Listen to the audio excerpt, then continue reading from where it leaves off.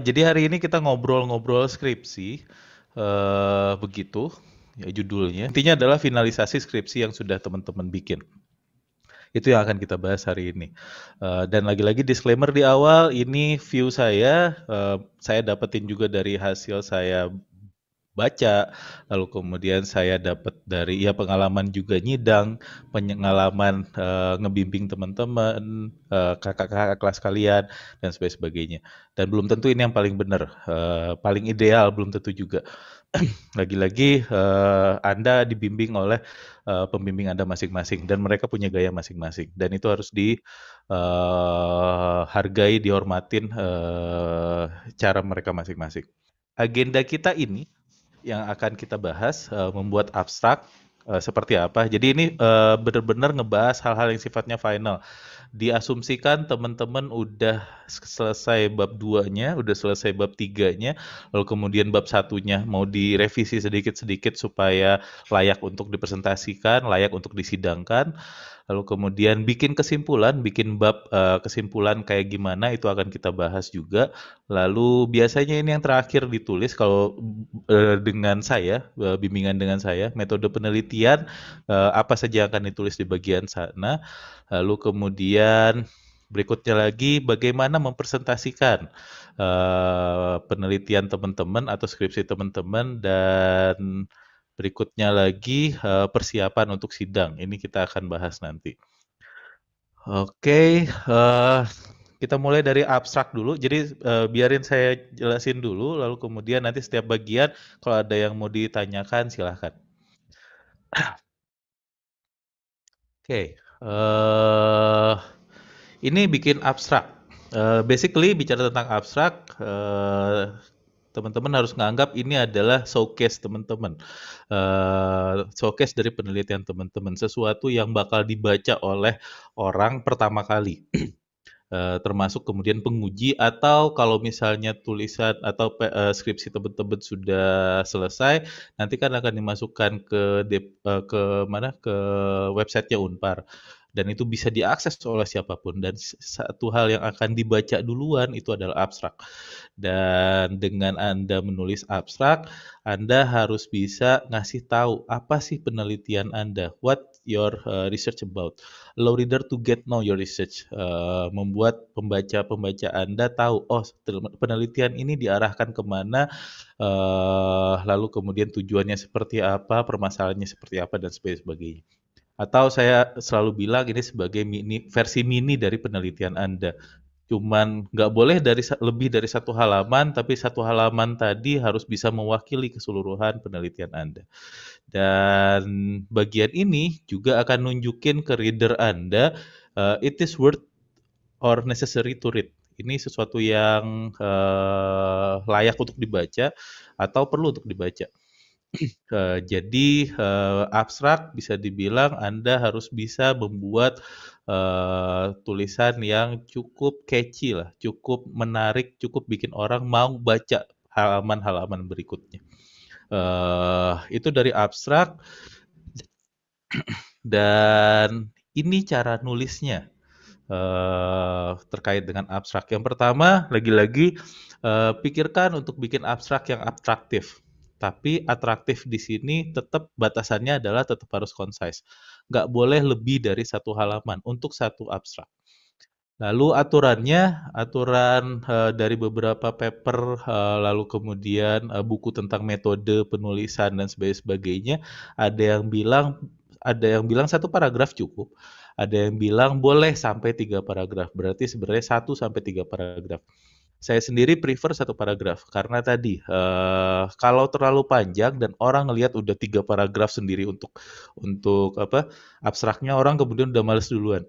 Tapi kalau 1 paragraf dan nggak terlalu panjang, dia bakal coba untuk baca. Wah menarik, coba dibaca dulu. Jadi dari posturnya 1 paragraf itu buat saya sih lebih menarik dibandingkan 3 paragraf di dalam abstrak Anda. Lalu kemudian apa yang harus Anda tulis di bagian abstrak? Pertama, mulai dengan research objektif Anda. Apa sih tujuan dari penelitian ini? Biasanya kalau misalnya Anda baca-baca jurnal dan sebagainya, orang selalu bilang the aim of this research atau the objective of this research is to bisa showing, bisa explore, bisa proving, dan sebagainya. Apa sih tujuan dari penelitian Anda? Penelitian saya bertujuan untuk membuktikan A, atau kemudian untuk menjelaskan B, dan sebagainya. Itu tergantung penelitian Anda masing-masing. Lalu kemudian explain your objective, setelah objektif tadi Anda tuliskan, lalu kemudian jelaskan dengan research puzzle Anda. Problems yang Anda akan angkat itu apa? Kenapa Anda membuat penelitian tersebut? Jadi kayak misalnya eh, salah satu penelitian yang ada misalnya kayak penelitiannya Maria misalnya. Maria bicara tentang Indonesia tidak konsisten. Lalu kemudian tujuan dari penelitian saya adalah untuk menjelaskan ketidakkonsistenan Indonesia dalam kasus Laut Cina Selatan. Lalu kemudian setelah itu hal ini penting atau hal ini perlu dijelaskan atau hal ini eh, yang menjadi dasar dari objektif tersebut adalah di satu sisi Indonesia melakukan A tapi kemudian di sisi lain Indonesia melakukan B. Puzzle-nya kemudian Anda harus jelaskan di sana. Gap-nya kemudian harus muncul. Dari sana baru kemudian muncul pertanyaan penelitian. Ada beberapa skripsi yang dia jelasin atau mencantumkan pertanyaan penelitian di dalam apa namanya di abstraknya, ada yang enggak, bebas. Tapi saya sih prefer Anda langsung aja tulisin pertanyaan penelitian Anda seperti apa. Jadi puzzle-nya kemudian sudah Anda jelaskan, berikutnya lagi masuk ke kalimat berikutnya, methodological aspect, aspek metodologi. Anda melakukan penelitian ini dengan cara apa? Bisa saja kemudian pakai logika kualitatif, logika kuantitatif, it's okay. Lalu kemudian kalau misalnya ada metode analisa data yang kemudian cukup spesifik, Anda bisa jelaskan di sini, tapi cukup singkat, satu kalimat saja. Lalu kemudian setelah itu, selain metode, kemudian Anda jelasin juga teori yang Anda pakai apa. Untuk menjawab pertanyaan tadi, teori yang akan digunakan apa. Kasih overview sedikit dari teori Anda di dalam abstrak tadi. Setelah itu, berdasarkan metode dan teori yang ada tadi, temuan utama yang Anda temukan dalam penelitian ini apa? Dan kalau bisa kemudian conclusions yang memang Anda jadi arah dari penelitian Anda seperti apa. Dan biasa ya bicara tentang conclusion, ini balik lagi ke objektif. Sebenarnya relate antara conclusion kemudian objektif dan pertanyaan penelitian. Jadi coba dilihat sinkronisasi dari conclusion, pertanyaan penelitian Anda, lalu kemudian objektif Anda. Itu nulis abstrak. Objektif of this research, lalu kemudian problemsnya apa, metode yang Anda pakai apa, kemudian pakai teori apa, temuan yang Anda temukan apa, dan kemudian conclusions Anda. Setelah itu baru kemudian ada keywords. Keywords lagi-lagi aturannya itu 3 sampai 10 keywords. Jangan lebih dari 10, jangan kurang dari 3. Dan sifatnya priority. Priority dalam artian yang paling banyak muncul di dalam tulisan Anda itu munculkan di awal, kemudian baru kemudian yang berikut-berikutnya. Itu aturannya dan make sure keywords yang Anda tuliskan di sana itu kemudian memang ada di paper Anda.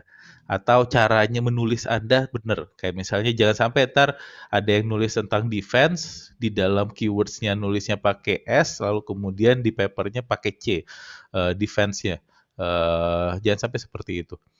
Kenapa? Karena hal ini penting karena orang akan melihat, oke, ini ngebahas tentang apa sih penelitian ini. Biasanya kan orang ngelihat penelitian-penelitian orang lain tujuannya adalah untuk jadi bahan untuk penelitian dia juga. Itu terkait dengan abstrak. Kemudian berikutnya lagi kita bicara tentang conclusion. Conclusion, lagi-lagi ini cara saya yang kemudian beda dengan dosen-dosen yang lain mungkin. Atau malah ya cara ini kadang-kadang juga dipertanyakan juga oleh dosen-dosen yang lain. Jadi silakan Anda ikutin mana yang kemudian lebih fit lah.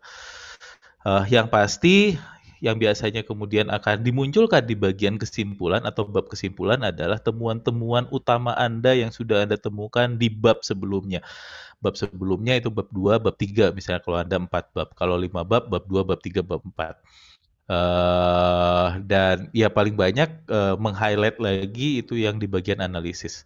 Tapi di bab 2 biasanya ketika bab data ada juga beberapa hal yang kemudian mungkin ada temukan dan sesuatu yang tidak common sense misalnya, dan itu mengarah untuk sejalan dengan pertanyaan penelitian Anda atau mengarah kepada jawaban terhadap pertanyaan penelitian, kemudian Anda highlight. Jadi di bagian kesimpulan mungkin dari penelitian ini terdapat beberapa temuan utama. Misalnya langsung mention aja 4 temuan utama atau 5 temuan utama dan sebagainya. Setelah itu jelaskan 4 tadi, dibuatkan jadi satu kalimat, lalu kemudian dari 4 tadi kalau mau elaborasi silahkan. Jadi ada satu paragraf masing-masing dari temuan Anda. Itu kalau kemudian berdasarkan temuan tersebut, Anda formulasikan tesis Anda atau jawaban terhadap pertanyaan penelitian Anda. Berdasarkan temuan-temuan tersebut dapat dikatakan bahwa dalam masalah A yang menyebabkannya adalah X misalnya. Karena kalau misalnya pertanyaan Anda terkait dengan apa yang menyebabkan apa. Itu. Dan jawaban Anda kalau bisa cuman jadi satu kalimat pendek. Jangan kemudian kalimat yang terlalu panjang. Karena kalau kalimatnya terlalu panjang, biasanya ada masalah dengan tesis Anda. Atau Anda tidak memiliki kemampuan untuk membuat hal tersebut menjadi lebih sederhana. Karena lagi-lagi tujuan dari penelitian adalah mencoba untuk mensederhanakan fenomena yang ada. Simplifikasi terhadap fenomena yang ada. Itu. Dan ini biasanya bisa saja beberapa penguji atau pembimbing ada yang menempatkannya kebalik. Ada yang jelasin dulu jawaban pertanyaan penelitian Anda atau kesimpulannya seperti apa, dan kesimpulan tadi didasarkan kepada temuan apa. Baru temuannya dulu setelah itu. Kalau saya lebih prefer tulisin finding Anda, ini loh finding saya A, B, C, D, E, setelah itu kemudian baru setelah berdasarkan finding tadi, kesimpulan saya adalah apa. Itu hal yang kemudian sifatnya harus di dalam bagian kesimpulan. Dan lagi-lagi ketika Anda memformulasikan tesis, ini kalimatnya harus kalimat yang menjawab riset question Anda. Balik lagi ke bab 1. Lihat bab 1 Anda, coba lihat pertanyaan penelitian Anda, kemudian lihat tesis Anda. Nyambung atau enggak? Menjawab pertanyaan atau enggak? Kalau enggak ada menjawab pertanyaan, ada yang masalah. Dan biasanya ini akan ditanyakan ketika sidang.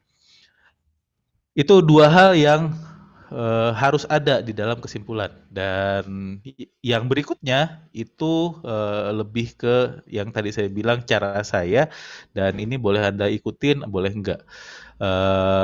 Kesimpulan bisa dibilang wadah buat teman-teman untuk bisa ngasih pendapat Anda. Ini adalah hak dari seorang penulis.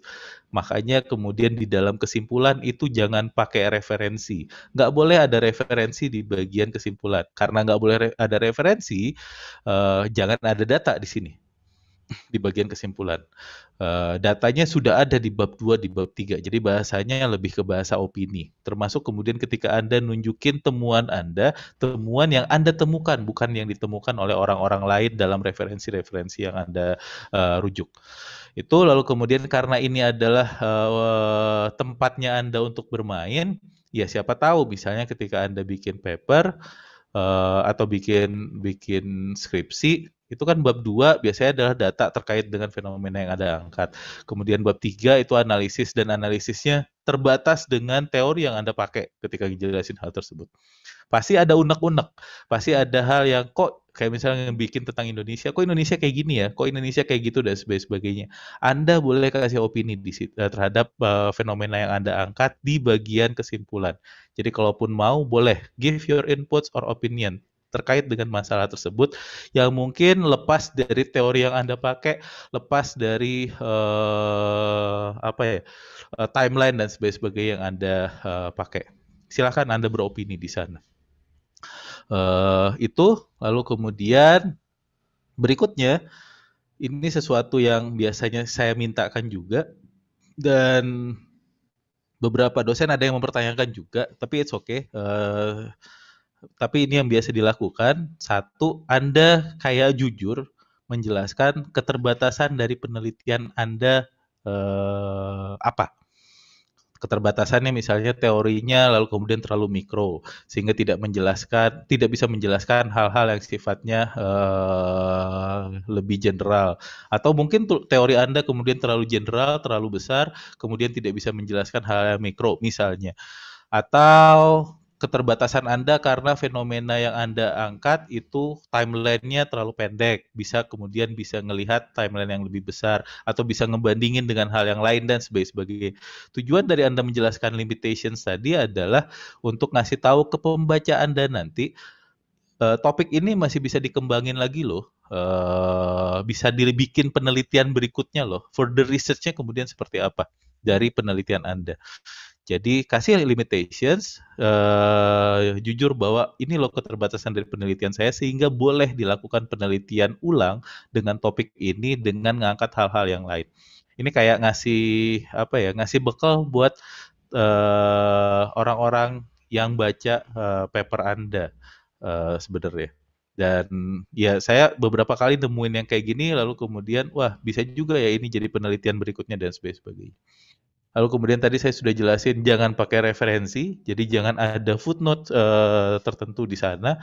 Lalu ketika Anda memformulasikan tesis statement Anda, kalau bisa jangan pakai absolute language, bahasa absolut.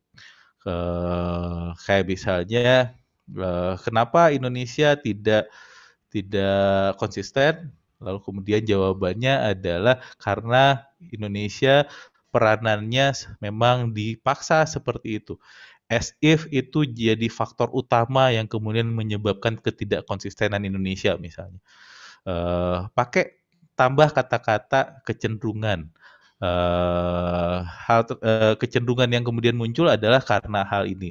Jadi sesuatu yang kemudian tentatif. Kalau tentatif, misalnya kalau ada penguji Anda nanti kemudian punya pendapat yang lain, lalu kemudian dia punya tesis yang lain, Anda bisa bilang bahwa iya berdasarkan penelitian saya seperti ini. Tapi kalau bukan berarti tesis-tesis yang lain kemudian sesuatu yang salah. Jadi pakai tentative language, jangan pakai bahasa yang sifatnya absolut. Itu untuk conclusion. Kita lanjut dulu, nanti kalau ada pertanyaan silahkan di akhir nanti. Lalu kemudian metode. Jadi harusnya di bagian metode ini menjelaskan bagaimana proses Anda melakukan penelitian. Dan logikanya biasanya ada dua ini, logika kualitatif lalu kemudian logika kuantitatif. Kualitatif itu biasanya cara berpikirnya induktif. Induktif itu kesimpulannya di akhir. Anda belum punya kesimpulan apapun di awal. Dan biasanya sifatnya adalah mengeksplor jawaban, mencari jawabannya. Kalaupun ada hipotesisnya kemudian cuma hipotesis sementara. H1 kemudian menjadi H2, jadi H3 dan sebagainya. Berdasarkan penelitian Anda, setelah itu kemudian Anda, saya punya H0. Lalu cara berpikir yang kedua itu adalah deduktif. Deduktif itu Anda udah punya jawaban duluan di awal. Biasanya ini di-guide oleh teori. Dan ini cara berpikirnya kuantitatif, membuktikan hipotesis Anda, dan biasanya dilakukan manipulasi juga di sini. Manipulasinya adalah ketika ada data-data yang dianggap tidak mendukung hipotesis Anda, itu akan tetap ada tapi tidak akan di-highlight, akan dianggap sebagai konstanta. Kebiasaan yang banyak dilakukan di kita sebenarnya adalah cara berpikir deduktif. Karena pakai kerangka teori, lalu kemudian harus punya hipotesis atau tujuan penelitian di awal itu harus sudah cukup jelas dan sebagainya. Tapi mungkin biasanya adalah kalau dilihat-lihat lagi dengan data dan sebagainya, cara berpikirnya adalah mixed methods. Metodenya mix antara tadi, cara berpikirnya mungkin deduktif, tapi dengan data-data yang sifatnya kualitatif. Tapi it's okay, tinggal Anda bandingkan saja yang mana yang lebih dominan antara hal tersebut, atau ya kalau enggak, ya tinggal dijelaskan saja kalau misalnya metodenya adalah mix di antara Anda. Dan apa yang harus ditulis di bagian metode? Pertama, how you collect your data. Bagaimana Anda mengumpulkan data Anda? Datanya dari mana dan sebagainya itu jelasin. Dan datanya bisa sifatnya kualitatif, bisa sifatnya kuantitatif. Itu Anda harus jelaskan. Lalu kemudian data apa yang kemudian Anda gunakan di dalam penelitian Anda. Itu Anda kemudian jelasin juga. Nanti saya bakal kasih buku buat teman-teman. Saya biasanya pakai bukunya Alan Bryman. Di Alan Bryman tadi cukup jelas bicara tentang kualitatif, cukup jelas bicara tentang kuantitatif, cukup jelas bicara tentang jenis-jenis data yang digunakan, lalu kemudian bagaimana pengumpulan data dan sebagainya. Jadi itu bagian pertama, how to collect your data, lalu kemudian what kind of data you obtain to do your research, lalu kemudian setelah itu bagaimana Anda menganalisa datanya. Ada thematic approach, ada yang sifatnya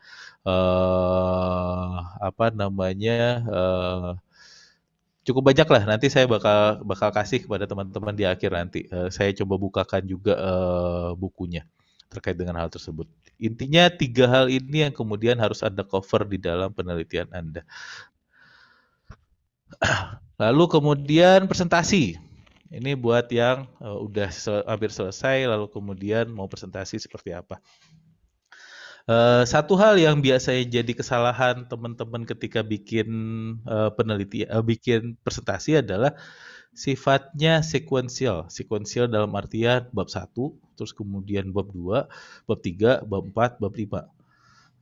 Atau bab 4 misalnya, bab kesimpulan.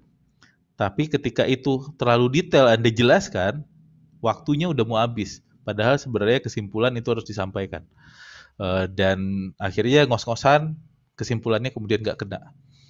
Jadi ketika bikin presentasi untuk skripsi, kalau bisa nggak usah sekuensial, jelaskan hal-hal yang kemudian harus Anda jelaskan saja. Pertama, introduce yourself dulu. Siapa Anda, lalu kemudian your work, penelitian Anda tentang apa, itu jelaskan. Itu biasanya di bagian awal pasti ada judul, kemudian ada nama Anda kenalkan diri Anda dan sebagainya.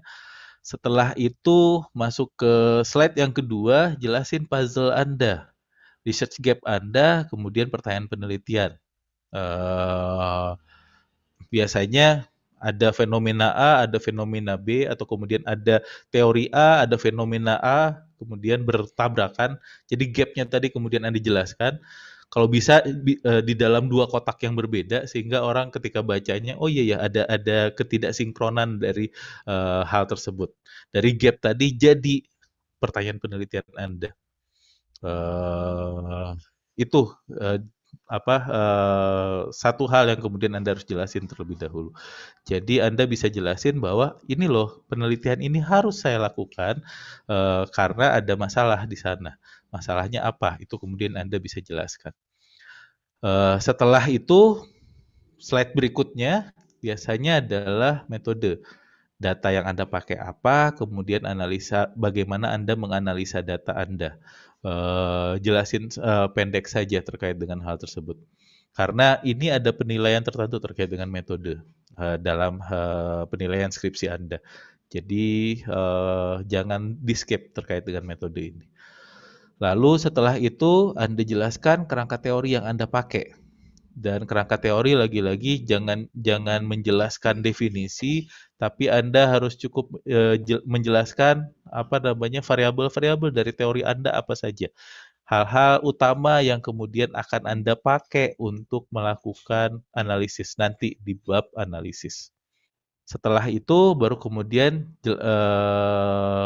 paparkan temuan Anda. Bisa saja data Anda, analisis Anda dan sebagainya, termasuk siapa tahu ada yang bikin misalnya timeline, boleh masukin ke sini. Ada figur tertentu yang kemudian kayaknya menarik, lalu kemudian bisa menjelaskan sesuatu, silakan dimasukin ke sini. Tabel, siapa tahu ada juga yang bikin dataset misalnya, dan sebagainya. Dan berdasarkan findings tadi, lalu kemudian kerucutkan ke conclusions Anda. Sehingga conclusion saya adalah seperti ini. Ada beberapa yang kemudian ketika bicara tentang conclusions, dia munculkan juga pertanyaan penelitian. It's okay untuk ngeliatin sinkronisasinya. Tapi kalau enggak pun juga nggak apa-apa. Biasanya kalau saya nyidang, kemudian saya bakal minta balik lagi ke pertanyaan penelitian. Oke. Lalu kemudian setelah itu balik lagi ke conclusion. Nyambung atau enggak, itu yang kemudian akan dicek. Cukup itu aja sebenarnya yang akan dijelasin. Dan nggak usah sequentials. Nggak perlu ngomongin sejarah, nggak perlu ngomongin apa ya, fakta-fakta yang kemudian pinggiran. Intinya adalah Anda harus nunjukin bahwa saya punya masalah tadi saya pakai metode dan teori tertentu, hal tersebut kemudian didukung oleh data dan saya punya kesimpulan terhadap masalah tersebut. Itu yang harus dijelaskan. Lalu prinsip-prinsip ya ketika Anda presentasi, satu, less is better. Semakin sedikit semakin baik. Karena kalau terlalu banyak, satu, waktunya mungkin nggak cukup. Ingat waktu Anda cuma maksimal 15 menit untuk presentasi. 12 menit untuk presentasi skripsi. Jadi kalau bisa dilatih 10 menit karena tadi waktu Anda 12 menit. Biasanya 2 menitnya lagi untuk A, E, I, U dan sebagainya. Intonasi Anda kemudian nggak bakal terlalu cepat dan sebagainya. Itu ngabisin waktu 2 menit. Dan less is better kenapa? Karena dengan sedikit Anda nggak ngasih tahu semua hal kepada pembaca Anda. Biarkan dia baca skripsi Anda. Karena ketika terlalu banyak yang Anda kasih tahu, bakal banyak juga hal yang bisa jadi bahan untuk dihajar atau untuk dipertanyakan dari skripsi Anda. Kemudian yang kedua prinsipnya adalah atraktif, bikin semenarik mungkin, bikin orang mau dengerin dari slide pertama sampai terakhir, jangan bikin dia bosen. Itu gunakan wow effect lah dan sebagainya dan jangan sampai Anda baca presentasi Anda. Jadi presentasi kalau bisa poin-poin aja dan Anda kemudian jelasin poin-poin tadi, jangan Anda kemudian baca. Kalau baca Anda bakal misalnya narasi yang Anda masukin dalam presentasi Anda bakal balapan dengan audiens Anda. Audiens Anda udah sampai di bawah, Anda masih baca. Dan itu bikin mereka terdistract setelah dia udah selesai baca, Anda masih baca, masih dalam proses baca, kemudian dia bakal nyari hal yang lain dan bakal mikir hal-hal yang lain. Dan ketika dia mikir hal yang lain, bisa saja kemudian mikirkan sesuatu yang bisa sangat kritis terhadap presentasi Anda. Ya pertanyaan-pertanyaan yang aneh-aneh kemudian bakal muncul. Lalu prinsip ketiga on schedule. On schedule, tepat waktu, termasuk kemudian terkait dengan tadi saya udah ngasih tahu tadi maksimal 12 menit Anda presentasi. Ya udah, jangan sampai penguji Anda atau ketua sidang Anda nanti kemudian mengingatkan waktu Anda 2 menit lagi. Kalau ketua sidang Anda ngingetin itu dan Anda tahu, oh saya masih di slide 7 nih, padahal saya punya 12 slide, berarti ada 5 slide lagi. Anda akan buru-buru dan ketika Anda buru-buru, pasti nggak bakal kesampaian apa yang Anda jelasin. Itu prinsipnya less is better, bikin seatraktif mungkin dan on schedule, sesuai dengan tepat waktu, bisa dibilang seperti itu. Oke, lalu kemudian checklist before submitting your thesis. Ini buat teman-teman yang sedang finalisasi skripsi Anda. 1, make sure it's plagiarism free. Jadi buat teman-teman yang saya bimbing, saya minta Anda sebelum Anda masukin atau submit ini, submit skripsi Anda, kirim ke saya dulu. Pastikan saya udah ngecek itu di Conetin. Tapi Anda dulu Anda bisa tahu kok Anda melakukan plagiasi atau enggak. Tapi seenggaknya ya tadi saya bisa ngecek juga terlebih dahulu. Kalau saya lupa ngecek, ingetin saya untuk ngecek dulu. Nggak lama kok prosesnya, cuman beberapa menit aja. Lalu kemudian read your thesis one more time. typo, coba dicek lagi, footnote, kemudian ada yang salah atau tidak. Kadang-kadang kan ada yang cuma nulisin apa atau ntar bakal diisi nih, atau masih kosong dan sebagainya. Lalu kemudian figure and graph, grafik, lalu kemudian gambar dan sebagainya, konsisten itu satu. Lalu kemudian page number-nya, kemudian pastikan ada semua. Lalu table of semuanya, table of content dan sebagainya, pastikan itu ada. Itu harus Anda perhatikan. Kenapa? Karena ada beberapa dosen yang kemudian sangat care terkait dengan hal ini. Ketika dia care, lalu kemudian dia ngasih tahu, ini typo ya halaman segini, ini nggak ada footnote-nya, oh ini footnote-nya salah, ini kok gambarnya kayak gini sih, nggak ada sumbernya lah, dan sebagainya. Lalu kemudian ada yang nggak ada page number, dan sebagainya. Ketika dia cukup rewel dengan hal tersebut, dan dia nemuin banyak hal, Anda kemudian udah down duluan. Seakan-akan tulisan Anda sudah jelek. Padahal sebenarnya tulisan Anda bagus, tapi karena ditunjukkan kesalahan-kesalahan di awal seperti itu akan masuk kepada penguji yang lain. Dan penguji yang lain kemudian akan ngerasa bahwa, oh ini skripsinya jelek ya, dan sebagainya. Itu kemudian akan masuk ke penilaian. Lalu ini yang saya minta Anda make sure lagi, LBM versus IM sama dengan RQ. Itu yang saya minta, artinya adalah puzzle-nya ada, problems-nya kemudian jelas. Anda cek lagi ketika baca lagi LBM-nya, kemudian sama IM-nya bertabrakan atau enggak. Dan itu jadi dasar buat Anda bikin RQ. Setelah itu kemudian RQ jadi relevan karena literatur review. Orang sudah bikin penelitian tentang hal ini dan kemudian Anda menempatkan diri Anda dalam perdebatan yang ada. Lalu kemudian lihat lagi kerangka teori Anda. Kerangka teori Anda cukup nggak sih untuk menjawab pertanyaan penelitian tadi? Relate nggak sih dengan pertanyaan penelitian tadi? Dan pastikan riset question Anda bukan cuman kumpulan definisi. Karena RQ bukan kumpulan definisi. Theoretical framework bukan kumpulan definisi. Dan di dalam theoretical framework jangan sampai ada data. Harusnya hal yang sifatnya abstrak di bagian theoretical framework. Lalu kemudian di bagian chapter data, bab data, prove your problems. Buktikan permasalahan Anda memang ada dengan data-data yang ada. Lalu kemudian bab analisis itu didasarkan kerangkanya dari kerangka teori. Jadi jangan sampai kerangka teori Anda arahnya ke A, tulisan Anda kemudian arahnya ke B. Itu lalu kemudian conclusions Anda, make sure your conclusions answering your RQ, menjawab pertanyaan penelitian tadi. Jangan sampai kemudian Anda bikin conclusion kemana, lalu kemudian pertanyaan penelitian Anda apa, hal yang kemudian tidak sinkron. Ini yang kemudian harus Anda lihat, karena ini yang akan dicek oleh penguji Anda. Kerangka teorinya cukup atau tidak, kemudian di bagian data menjelaskan atau memaparkan data-data yang relevan atau enggak, analisisnya kemudian pakai teorinya atau enggak misalnya, dan sebagainya. Ini jadi checklistnya dan ya kadang-kadang ini ada di kepala saya juga ketika bikin menguji skripsi. Lalu logika terkait dengan sidang tesis, sidang skripsi. Pertama, this research is your baby. Ini adalah hasil dari Anda. Hasil Anda sendiri, lalu kemudian yang paling tahu tentang skripsi ini adalah Anda.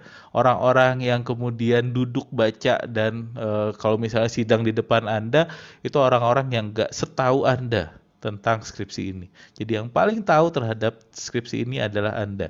Jadi Anda harus pede bahwa ini adalah skripsi saya dan saya yang paling tahu terhadap hal tersebut. Lalu kemudian jujur-jujuran, examiner have limited time. Penguji itu punya waktu yang terbatas. Dan jadikan ini jadi strategi buat Anda juga. Karena expertise dari examiner Anda, karena mereka adalah dosen, adalah akademik aspek akademiknya. Mereka ngerti tentang teori, mereka ngerti tentang metode, itu yang kemudian biasanya akan dipertanyakan oleh mereka. Hal yang paling banyak dipertanyakan itu biasanya adalah bab 1. Lalu kemudian bab 3 ketika Anda menganalisis benar atau tidak. Lalu kemudian conclusions. Itu hal yang kemudian ditanyain. Dan ya, tugas mereka, they have duty to check, untuk ngecek tulisan Anda ini scientific atau enggak, sesuai dengan teori metode yang dipakai atau tidak. Lalu kemudian tugas mereka juga adalah ngasih input kepada penelitian Anda. Sehingga penelitian ini kemudian jadi sesuatu yang lebih baik. Jadi nggak ada yang kemudian skripsi kemudian nggak ada yang pertanyaan yang kemudian muncul. Saya beberapa kali nemu ada juga skripsi yang kemudian solid dari awal sampai akhir, kemudian cukup solid. Solidnya dalam artian riset questionnya jelas, lalu kemudian teori yang dipakai kemudian cukup jelas, dan teori tadi benar-benar digunakan dalam analisisnya. Data-datanya kemudian cukup lengkap dan datanya kemudian primer misalnya. Konklusinya juga cukup baik, ditulis dengan sangat baik dan sebagainya. Tapi saya kan ada tugas untuk untuk menyidangkan Anda. Saya biasanya kemudian kalau ada skripsi yang seperti itu, saya biasanya kemudian yang saya lakukan adalah coba men-challenge tesis Anda. Saya kemudian akan kayak Anda punya kesimpulan A, lalu kemudian misalnya kesimpulan A Anda pakai realis misalnya, saya bakal bisa aja jadi seorang konstruktivis. Enggak, kalau jawabannya begini gimana? Saya kemudian akan coba challenge hal tersebut. Biasanya seperti itu. Tapi kalau kemudian Anda goyang nggak sih dengan hipotesis Anda misalnya. Lalu berikutnya, they are your lecturer. Mereka dosen Anda. Lalu kemudian be polite. Be polite dalam artian, ya mungkin saja ada beberapa yang kemudian pertanyaan tidak relevan dengan skripsi yang Anda buat misalnya. Atau ya pertanyaan-pertanyaannya mungkin ada yang aneh-aneh yang kemudian muncul. Lagi-lagi, kalaupun setidak relevan apapun itu, lagi-lagi itu adalah tugas mereka untuk menyidangkan skripsi Anda, kemudian Anda harus tetap menjawab. Dan kalau misalnya Anda ngerasa itu harusnya nggak saya jawab ya karena nggak relevan dengan skripsi Anda, lagi-lagi Anda kemudian tunjukkan bahwa mohon maaf mungkin ini tidak terlalu relevan, tapi saya akan coba untuk jawab pertanyaan tersebut misalnya. Tapi kalau misalnya ketemu dengan dosen penguji yang malah satu aliran dengan Anda dan bisa diskusi, malah jadinya itu mungkin lebih menarik. Lagi-lagi Anda nggak bisa memilih siapa yang kemudian bisa menguji Anda. Lalu ketika sidang, ini hal-hal yang harus Anda siapin. Pertama, saran saya, tapi lagi-lagi terserah Anda, siapa tahu kemudian ketika sidang Anda bisa bawa tablet lah misalnya. Intinya Anda bisa ngebuka, mengakses skripsi Anda tanpa kemudian ngeganggu layar yang sedang connect dengan dosen-dosen yang lain. Ketika dosen yang lain misalnya bisa, ketika penguji Anda misalnya, coba buka halaman sekian dan sebagainya. Cara paling konvensional adalah print skripsi Anda, setelah itu kemudian kasih tanda ini ngebahas tentang apa dan sebagainya. Ketika pertanyaan muncul, Anda bisa jelasin. Ini ada di halaman sekian, ada di halaman sekian dan sebagainya. Itu satu. Jadi intinya Anda bisa mengakses skripsi Anda, skripsi yang sama dengan yang dimiliki oleh penguji. Halamannya, lalu kemudian bentuknya dan sebagainya. Jadi sinkron lah. Ketika penguji misalnya coba buka halaman sekian, Anda bisa buka itu. Yang kedua, on time.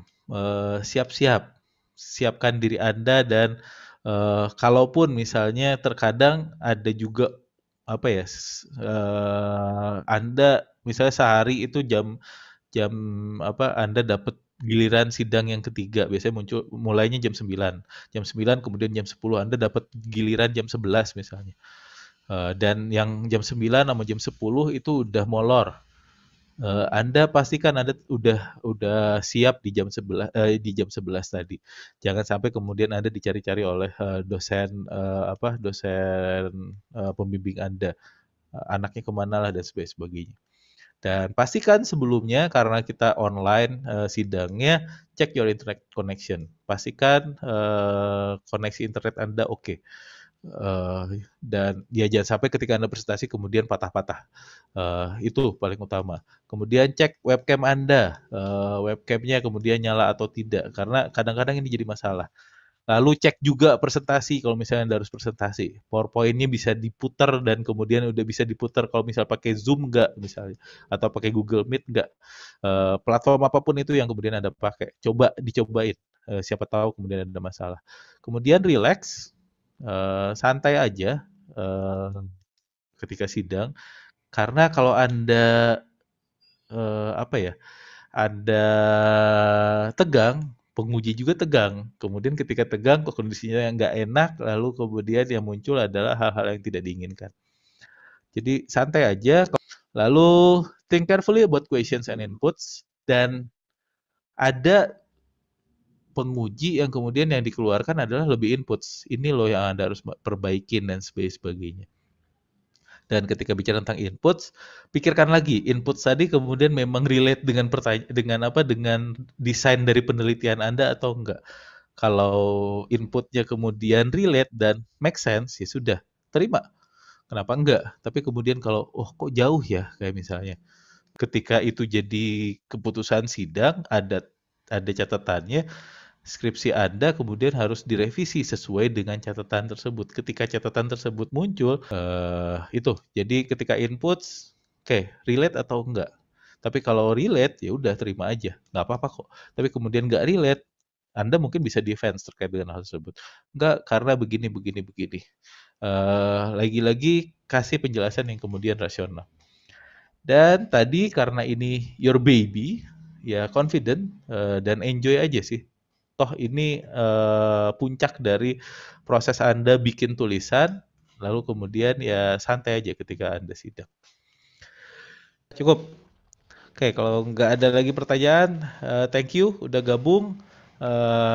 Tadi disclaimer-nya jangan lupa, lalu kemudian ya semoga sukses untuk skripsi teman-teman. Selamat sore semua dan salam sehat semua.